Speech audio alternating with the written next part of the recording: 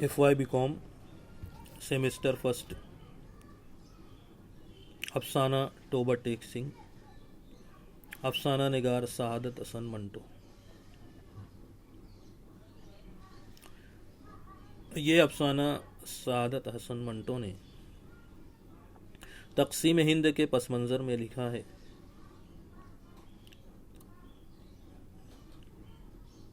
जब मुल्क आज़ाद हुआ उस वक्त फसादात का एक सिलसिला चल पड़ा। उसमें लाखों लोगों की जानें गईं, कई लाख लोग ज़ख्मी हुए, बेघर हुए, बच्चे यतीम हुए, औरतें बेवा हुईं, करोड़ों की इमलाक तबाह हुई और इंसानी तारीख़ की सबसे बड़ी हिजरत अमल में आई। इस पर उर्दू अदब में बहुत कुछ लिखा गया। अफसाने लिखे गए, नावल लिखे गए, नज़में लिखी गई, ड्रामे लिखे गए। लेकिन यहाँ पर इस अफसाने में शहादत हसन मंटो ने जो मौजू चुना है वो बड़ा मुनफरिद है। ये तक़सीम के पस मंज़र में ही है, लेकिन उन्होंने इसका जो मरकज़ी ख़याल है वो पागलों की कैफियत को बनाया है कि जब मुल्क तक़सीम हुआ तो तमाम लोगों पर उसका असर हुआ। इसी तरीक़े से पागलों के साथ में क्या मामला पेश आया। जो पागल खाने में कैदी थे उनकी क्या कैफियत हुई, उनकी क्या हालत हुई, उनकी क्या सोच थी तक़सीम के ताल्लुक़ से, उनके क्या जज्बात थे, उसकी अक्कासी इस अफसाने में शहादत हसन मंटो ने की है। आइए देखते हैं।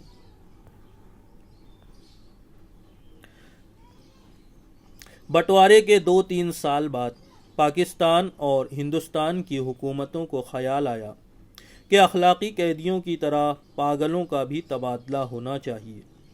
यानी जो मुसलमान पागल हिंदुस्तान के पागल खानों में हैं उन्हें पाकिस्तान पहुंचा दिया जाए और जो हिंदू और सिख पाकिस्तान के पागल खानों में हैं उन्हें हिंदुस्तान के हवाले कर दिया जाए।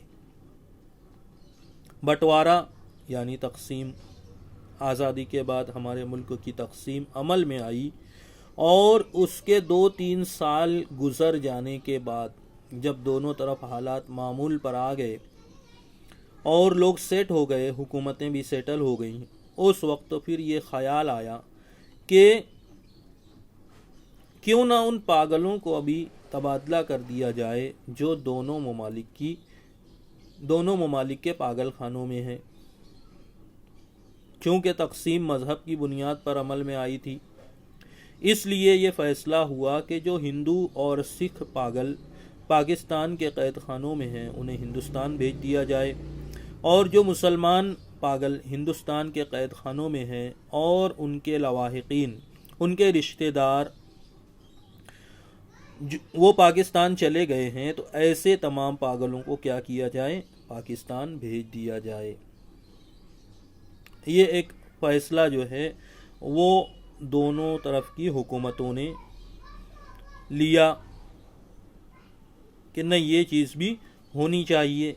जब तमाम इंसान अपनी मर्ज़ी से एक जानिब से दूसरी जानिब हिजरत कर गए हैं, उसी की मुनासबत से अगर किसी पागल के रिश्तेदार हिंदुस्तान चले गए हैं तो उसे हिंदुस्तान भेज दिया जाए और किसी के रिश्तेदार पाकिस्तान चले गए हैं तो उसे पाकिस्तान भेज दिया जाए। मालूम नहीं ये बात माकूल थी या गैर माकूल, बहरहाल दानिशमंदों के फ़ैसले के मुताबिक इधर उधर ऊंची सतह की कॉन्फ्रेंसें हुई और बिल आखिर एक दिन पागलों के तबादले के लिए मुकर्रर हो गया। अब हुकूमत का फ़ैसला है, इसलिए कागज़ी कार्रवाई होगी, कॉन्फ्रेंस होगी, मीटिंग होगी और उसमें इस पर चर्चा होगी और वो होने के बाद फिर वो किसी हतमी नतीजे पर पहुँचेंगे और उसके बाद में इस फ़ैसले पर अमल दरामद किया जाएगा। ऐसा ही हुआ। कॉन्फ्रेंस हुई, मीटिंग हुई اور اس کے تمام پہلوؤں پر غور و خوض کرنے کے بعد ایک دن مقرر ہوا کہ فلاں دن فلاں وقت تمام پاگلوں کا تبادلہ کیا جائے گا۔ اچھی طرح چھان بین کی گئی۔ پاگل تھے، کچھ واقعی پاگل تھے، کچھ نیم پاگل تھے، اور کچھ جو ہے وہ پاگل ہونے کی ایکٹنگ کرنے والے بھی تھے اس میں۔ اس لیے ہر طریقے سے چھان بین کی گئی کہ جو واقعی میں پاگل ہیں ان کی اچھی سے جانچ پڑتال کی جائے تاکہ ان کے ساتھ میں کوئی ناانصافی نہ ہو۔ ہندو ہیں تو ہندوستان بھیج دیا جائے، سکھ ہیں تو ہندوستان بھیج دیے جائیں، اور مسلمان ہیں تو انہیں پاکستان بھیج دیا جائے۔ اس طریقے سے اچھی طریقے سے جانچ پڑتال کی گئی۔ ان کے رشتہ داروں کی بھی معلومات لی گئی، اگر انہوں نے ہجرت نہیں کی ہے تو پھر پاگلوں کو بھی رہنے دیا جائے۔ وہ مسلمان پاگل جن کے لواحقین ہندوستان ہی میں تھے وہیں رہنے دیے گئے تھے۔ ایسا نہیں ہے کہ سرسکٹ جو ہے وہ لاٹ کا مال سمجھ کر کے تمام لوگوں کو بھیج دیا گیا، نہیں، ان کی انکوائری کی گئی کہ یہ فلاں پاگل ہے، اس کے رشتہ دار ہندوستان میں ہیں یا ہجرت کر گئے۔ اگر وہ ہندوستان میں ہی مقیم ہیں تو اس پاگل کو پاکستان نہیں بھیجا گیا۔ جو باقی تھے ان کو سرحد پر روانہ کر دیا گیا، اور جن کے رشتہ داروں نے ہجرت کی تھی انہیں بارڈر پر سرحد پر بھیج دیا گیا۔ یہاں پاکستان میں چونکہ قریب تمام ہندو سکھ جا چکے تھے، اسی لیے کسی کو رکھنے رکھانے کا سوال ہی نہ پیدا ہوا۔ جتنے ہندو سکھ پاگل تھے سب کے سب پولیس کی حفاظت میں بارڈر پر پہنچا دیے گئے۔ ٹھیک ہے، سمجھ میں آ رہا ہے؟ جتنے مسلمان تھے ان کی انکوائری کی گئی، کیونکہ اس وقت بہت سارے مسلمانوں نے پاکستان جانا پسند نہیں کیا۔ ہم یہیں پر ہمارا جنم ہوا ہے، ہم یہیں رہیں گے، ہم اسی مٹی سے پیدا ہوئے اور اسی مٹی میں دفن ہوں گے۔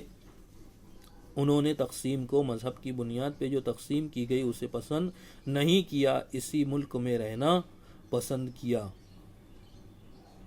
تو ایسے مسلمانوں کے جو رشتہ دار پاگل تھے ان کو وہیں ہندوستان میں رہنے دیا گیا، اور پاکستان سے تقریباً تمام ہندو اور سکھ لوگ جو ہیں وہ ہجرت کر کے ہندوستان آ چکے تھے۔ اس لیے تمام کے تمام جو ہندو اور سکھ پاگل تھے انہیں پولیس کی حفاظت میں بارڈر پر پہنچا دیا گیا۔ آسان سی بات ہے، سمجھنے والی بات ہے، اس میں کوئی ایسی بات نہیں ہے جو سمجھ میں نہیں آ سکے۔ لیکن یہاں پر ایک پوائنٹ میں آپ کو زبان کے اعتبار سے بتانا چاہوں گا کہ یہاں دیکھیے،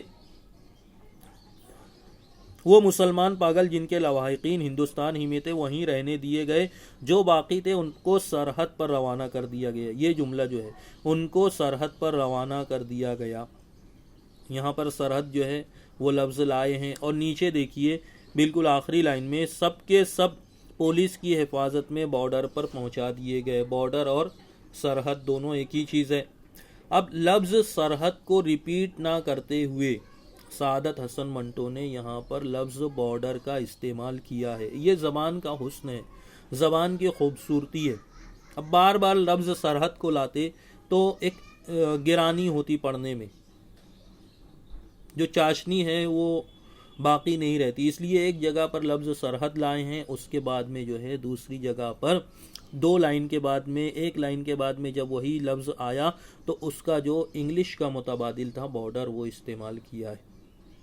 لیکن اس کا مطلب یہ نہیں ہے کہ ہمیں بھی جو ہے انگلش کے الفاظ کثرت سے استعمال کرنے ہیں۔ ایک مرتبہ اردو کا کر لیے اس کے بعد ہر جگہ انگلش کا لفظ استعمال کرنا ہے۔ اردو میں بھی متبادل الفاظ موجود ہیں، مترادف الفاظ موجود ہیں۔ اس سے کیا ہوتا ہے کہ زبان کے حسن میں، تحریر کے حسن میں اضافہ ہوتا ہے۔ جب آپ اس طریقے سے لکھو گے تو جو پیپر چیک کرنے والا ہے اس پر ایک خوشگوار جو ہے اثر پڑے گا، آپ کے ذخیرہ الفاظ میں بھی اضافہ ہوگا۔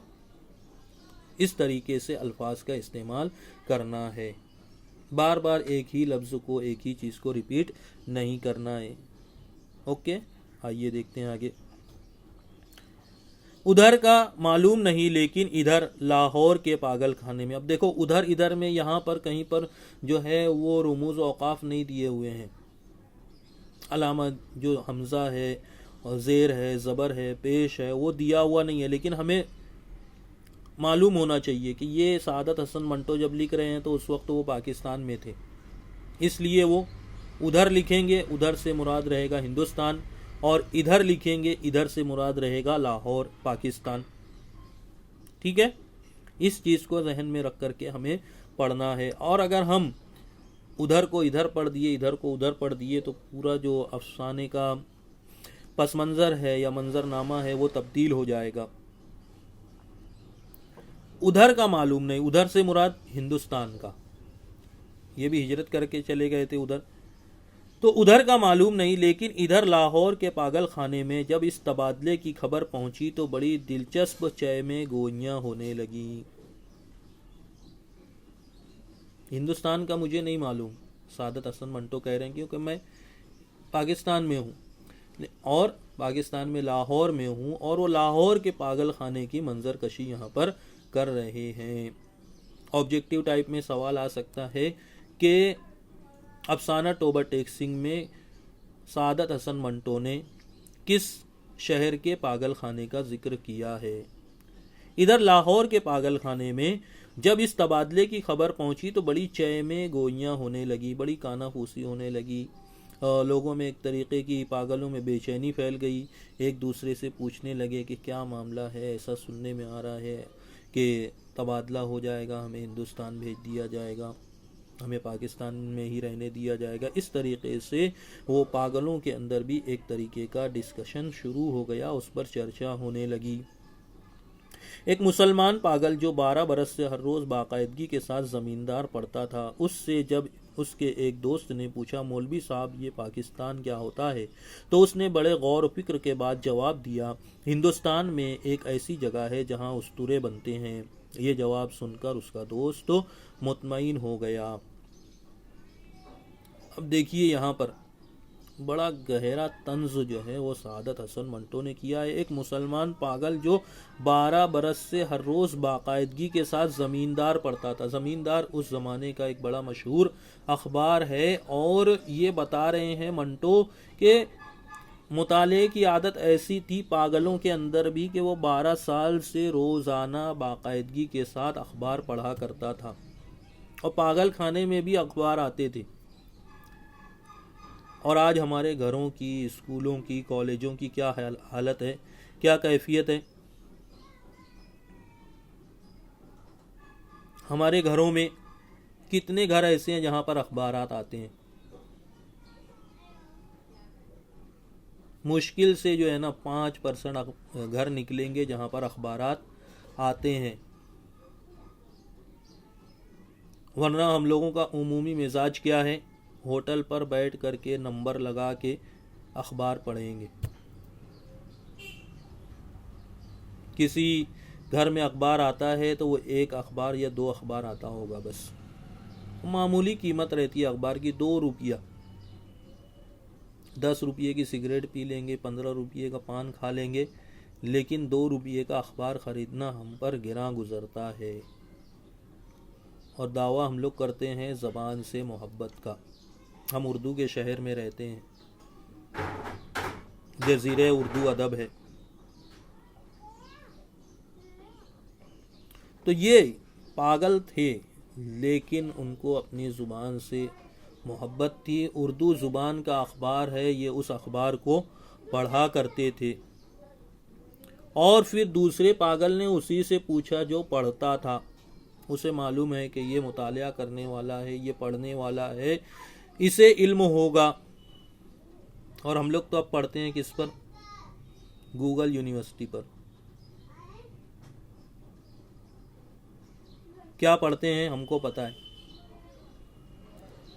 کچھ بھی ہوا گوگل پہ دیکھ لیے، ہو گئی بات ختم، اور اس کے بعد پورا معاملہ فنش ہو جاتا ہے، صاف ہو جاتا ہے، کچھ یاد رہتا نہیں ہے.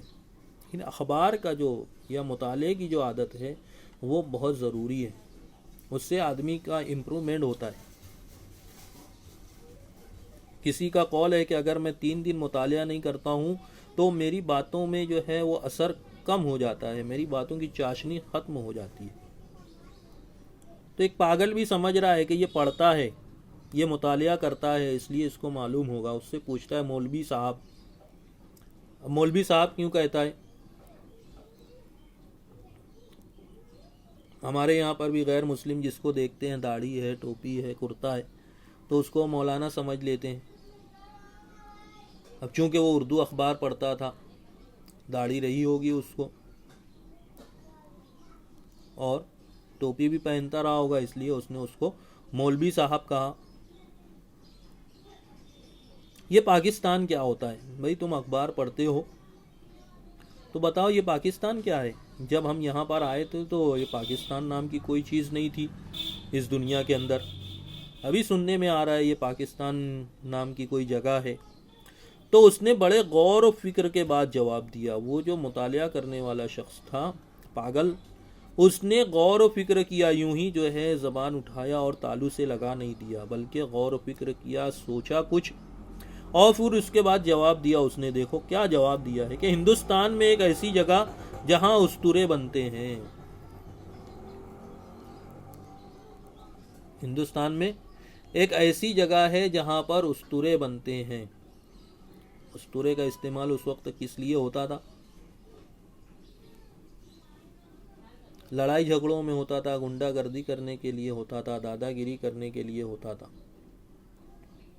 تو 2-3 سال میں سعادت حسن منٹو وہاں رہے پاکستان میں، اور پھر ان کو اندازہ ہو گیا کہ یہاں کچھ ہونے والا نہیں ہے سوائے گنڈا گردی کے، دادا گیری کے اور جھگڑے فساد کے۔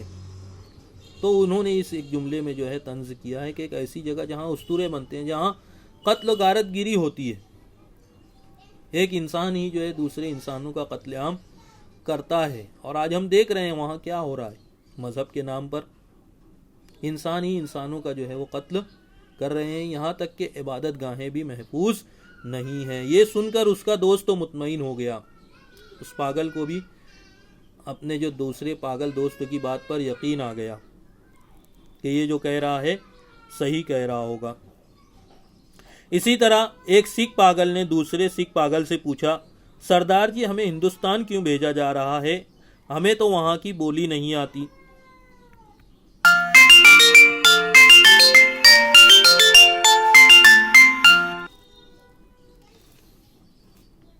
ایک پاگل تھا دوسرا سکھ، اس نے دوسرے سے پوچھا سکھ پاگل سے کہ بھائی سردار جی، وہ آپس میں بھی ایک دوسرے کو سردار جی ہی کہتے ہیں، ہمیں ہندوستان کیوں بھیجا جا رہا ہے جبکہ ہمیں وہاں کی بولی نہیں آتی؟ ہم پنجابی بولتے ہیں اور ہندوستان میں پنجابی نہیں بولی جاتی ہے۔